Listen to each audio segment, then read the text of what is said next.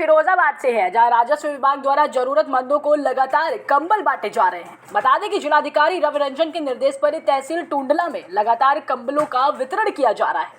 वहीं राजस्व निरीक्षक व 3 लेखपालों की टीम द्वारा पहले गरीब जरूरतमंद व्यक्तियों की सूची बनवाई गई, उसके बाद लोगों के बीच कंबल का वितरण किया गया। इस मौके पर जनप्रतिनिधि विधायक प्रेमपाल सिंह धनगर, उप जिलाधिकारी सत्येंद्र सिंह व तहसीलदार डॉक्टर संतराज सिंह शामिल रहे।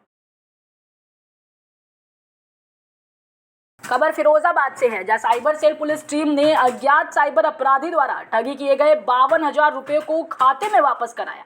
पीड़ित जतिन तिवारी को मोबाइल फोन पर किसी अज्ञात व्यक्ति ने कॉल किया था। वहीं कहा कि आपके ई श्रम कार्ड में पैसे आए हैं, ये बोलकर साइबर अपराधी ने धोखाधड़ी करके पैसे निकाल लिए। वहीं पीड़ित ने मामले की शिकायत NCCRP पोर्टल पर ऑनलाइन माध्यम से की, जिसके बाद इस मामले में कार्रवाई की गई है। नमस्कार सर, मेरा नाम जतिन तिवारी है। मैं सुहागनगर फिरोजाबाद का रहने वाला हूँ। तो मेरे फ़ोन में किसी अननोन नंबर से फ़ोन आया था, तो उन्होंने कहा था कि आपके ई श्रम में पैसे आए हैं, आप अपना पेटीएम खोल के देखें। तो जैसे ही उन्होंने बोला था, मैंने खोल के देखा तो 1 रुपया आया, उस पर एक लिंक था। तो लिंक जैसे ही मैंने क्लिक किया तो 52,000 रुपये का मेरा फ्रॉड कर लिया गया था। मैंने तुरंत फिरोजाबाद साइबर सेल वालों को ये सूचना दी और FIR दर्ज कराई। उन्होंने तुरंत कार्रवाई की और 48 घंटों के या 2-3 दिनों के अंदर मेरे पैसे वापस आ गए। मैं साइबर सेल वालों को और SSP महोदय को बहुत बहुत धन्यवाद करता हूं। खबर जालौन से है, जहां एक युवक नदी में डूब गया। बताया जा रहा है कि फूल विसर्जन के दौरान संतुलन बिगड़ने से युवक नदी में गिर गया। हालांकि मामले की जानकारी मिलते ही प्रशासन मौके पर पहुंचा और NDRF की टीम की मदद से युवक की तलाश शुरू की है। पूरा मामला कालपी कोतवाली क्षेत्र के नियामतपुर नून नदी का बताया जा रहा है। खबर जालौन से है, जहां तेज रफ्तार ट्रैक्टर की चपेट में आने से बाइक सवार युवक की मौत हो गई, जबकि एक युवक गंभीर रूप से घायल भी हो गया है। वहीं बताया जा रहा है कि 2 ट्रैक्टरों के बीच ओवरटेकिंग के चक्कर में ये बड़ा हादसा हो गया। हालांकि सूचना पर पहुंची पुलिस ने शव को कब्जे में लेकर पोस्टमार्टम के लिए भेज दिया है।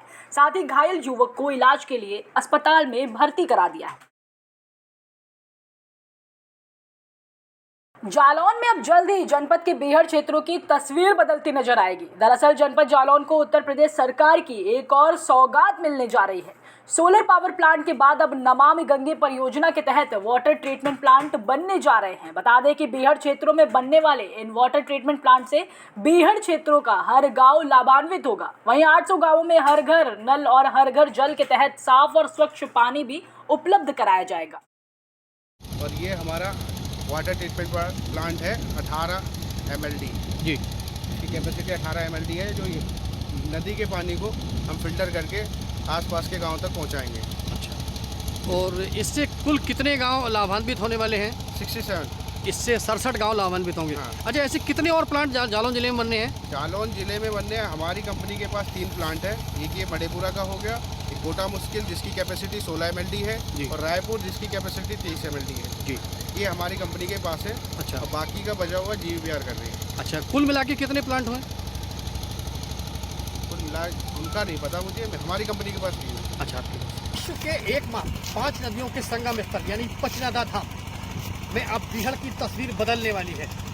यहाँ पर बुंदेलखंड प्रोजेक्ट के तहत एक बहुत अच्छी सौगात मिली है। वो सौगात है वाटर ट्रीटमेंट प्लांट की, यानी कि नदियों का पानी अब इस प्लांट के जरिए घरों तक पहुँचेगा, शुद्ध पहुँचेगा, फिल्टर होकर पहुँचेगा। इसको लेके काम शुरू हो चुका है और इस वक्त हम एक वाटर ट्रीटमेंट प्लांट पर खड़े हैं। यहाँ पर अजय सोनी जी हैं, उनसे हमारी बात हुई, उन्होंने हमें इस संबंध में जानकारी दी है। उसके मुताबिक लगभग इस प्लांट से जिस पर हम खड़े हैं 67 गांव लाभान्वित होने वाले हैं। यानी कि नदी का पानी यहाँ तक लाया जाएगा और यहाँ से उसको फिल्टर करने के बाद गांव में पहुँचाया जाएगा, जहाँ पर लोगों को पीने योग्य शुद्ध और साफ पानी मिलेगा।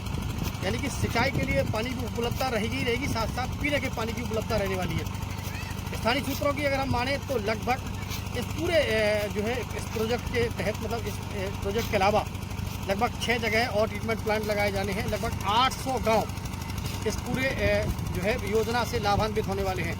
यानी कि नदियों का पानी अब साफ और फिल्टर होकर इस बीहड़ क्षेत्र के 800 गांवों को लाभान्वित करने वाला है। यानी हर घर नल नमामि गंगे प्रोजेक्ट के तहत काम किए जाने वाला ये काम जो है अब चरम पर है और बहुत जल्दी यानी कि लगभग आप ये मान के चलिए नए साल की सौगात।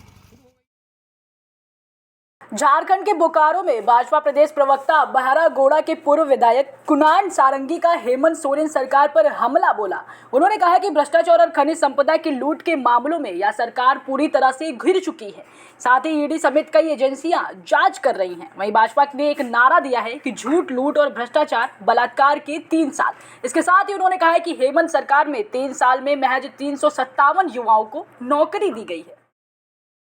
वार्ता है 3 साल जो गठबंधन की सरकार ने पूरे किए हैं, उस पर प्रमुख विपक्षी दल के तौर पर जो हमारा आकलन है और जिन विषयों को जनता के संज्ञान में लाया जाना है उस संबंध में आयोजित की गई है।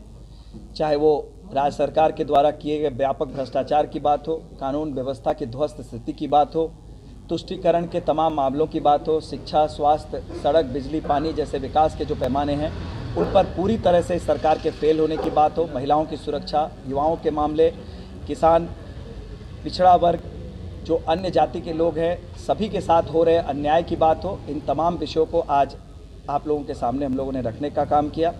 और राज्य की जनता भली बात ही देख रही है कि अपने आपराधिक रिकॉर्ड को छुपाने के लिए, अपने जो विफलता है उसको छुपाने के लिए राज्य सरकार जो तमाम भावनात्मक मुद्दों को जनता के सामने लाकर उन्हें दिग्भ्रमित करने की कोशिश कर रही है, उसकी भी जो परख है वो खुल रही है धीरे धीरे।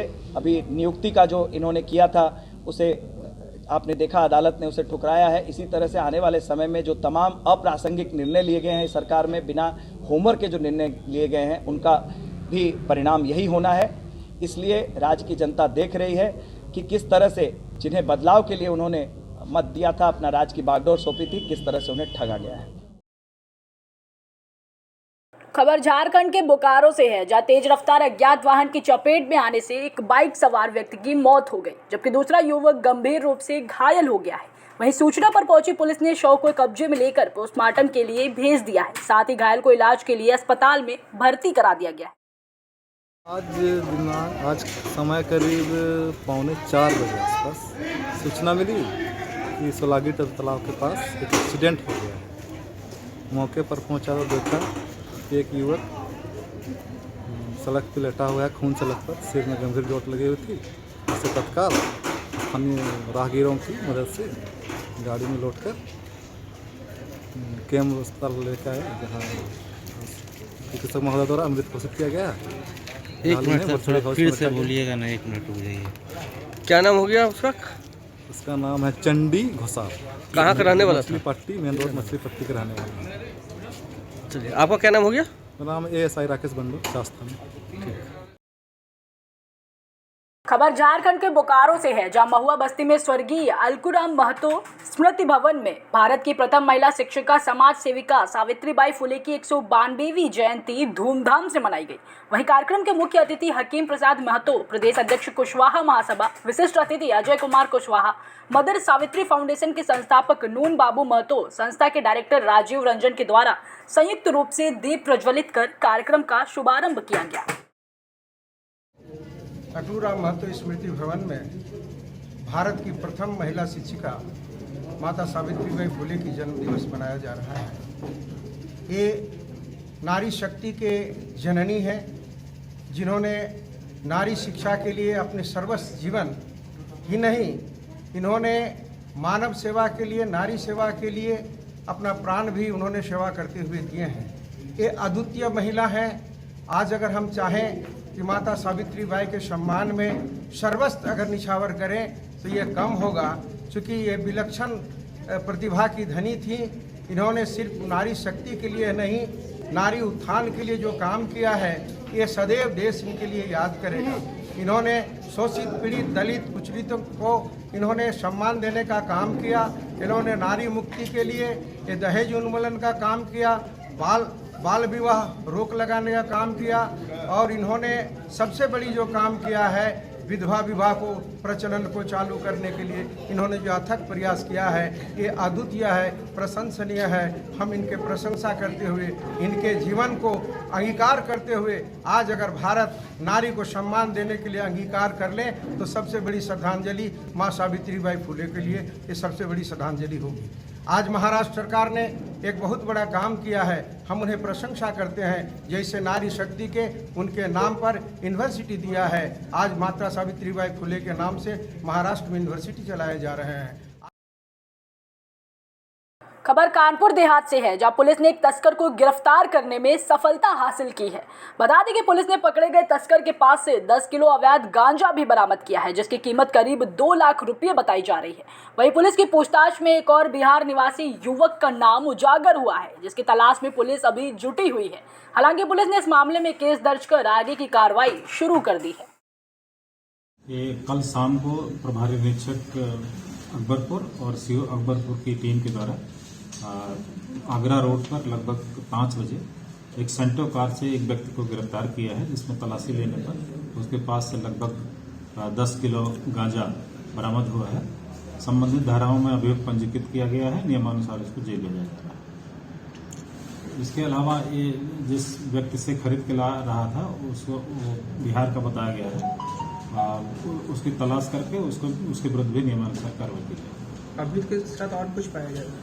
इसके पास एक मोबाइल फोन और एक सेंटो कार भी बरामद हुई, जिसकी कीमत लगभग 3 लाख है, और 10 किलो गांजा जो मार्केट रेट के आधार पर लगभग 2 लाख रुपए का बरामद हुआ है। सर कहाँ जा रहा था लेके कोई जानकारी? इसको औरैया के लिए ले जाना बताया गया है, उस संबंध में पूछताछ की जा रही है, और जहां पे डिलीवरी होनी है उस बारे में भी तहकीकात की जाएगी बेचने के दौरान।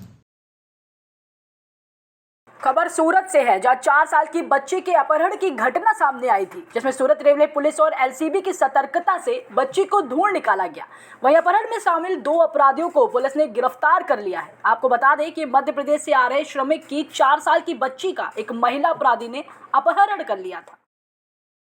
सूरत रेलवे स्टेशन पे कल सुबह में मतलब 2 तारीख को रात को 2 बजे से लेकर 5 बजे के दरमियान एमपी से अंकलेश्वर मजूरी काम के लिए आए हुए एक व्यक्ति के साथ उसकी बच्ची थी, जिसकी उम्र अंदाजित 4 साल है। व्यक्ति की नींद ट्रेन में न खुलने की समय से न खुलने की वजह से वो सूरत उतरते हैं। सूरत उतरकर बेंच पे वो अपनी बच्ची के साथ सो गया था, और इस मौके का फ़ायदा उठा के एक अनजान स्त्री ने उसकी बच्ची को उठाकर अपहरण करके ले जाया गया था।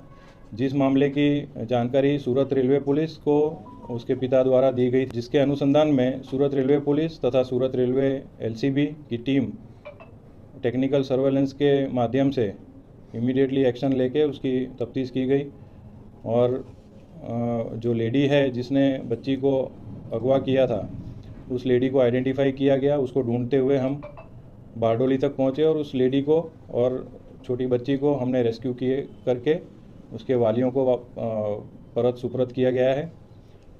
जिस अनुसंधान में सूरत रेलवे पुलिस स्टेशन में एक ऑफेंस रजिस्टर करके, और जो अपहरण करने वाली जो व्यक्ति है लेडी, और उसके साथ एक जो उसका साथीदार है योगेश, दोनों को हमने कस्टडी में लिया है, और उनके अगेंस्ट में हम अरेस्ट करने की कार्यवाही कर रहे हैं। शराबबंदी कानून वाले राज्य बिहार में एक बार फिर से शराब की एक बड़ी खेप पकड़ी गई। बता दें कि अवैध शराब मुजफ्फरपुर बरौनी NH-28 के टोल प्लाजा के पास से जब्त की गई। वहीं जब शराब की कीमत लगभग 25 लाख रुपए बताई जा रही है। मामले में पुलिस आगे की कार्रवाई में जुटी हुई है। पटना मध्य निषेध इकाई के माध्यम से सूचना प्राप्त हुई कि मुजफ्फरपुर से बंगाल से चल के एक ट्रक आ रही है, जो मुजफ्फरपुर समस्तीपुर की ओर जाएगी। टीम को द्वारा सूचना दी गई कि इसको घेराबंदी करिए, हम लोग पीछे से आ रहे हैं। दोनों टीम के माध्यम से एक ट्रक जब्त किया गया, जो बंगाल नंबर, उसमें 3 व्यक्ति को अरेस्ट किया गया। छानबीन की जा रही है। तहखाना इसमें बना हुआ था, खोल के देखने पर शराब बरामद हुआ, जो काउंटिंग की जा रही है। विशेष लोगों की पूछताछ की जा रही है। उसके बाद कुल कितने लोगों की गिरफ्तारी है सर? इसमें 3 लोगों की गिरफ्तारी की गई है, जिस पूछताछ की जा रही है, और टेक्निकल सर्च के माध्यम से इसकी छानबीन की जा रही है। जो आगे की जो भी सूचना प्राप्त है उस पर छापेमारी की। कितने कार्टून शराब बरामद हुई है? इसी काउंटिंग की जा रही है। Thank you sir. Thank you.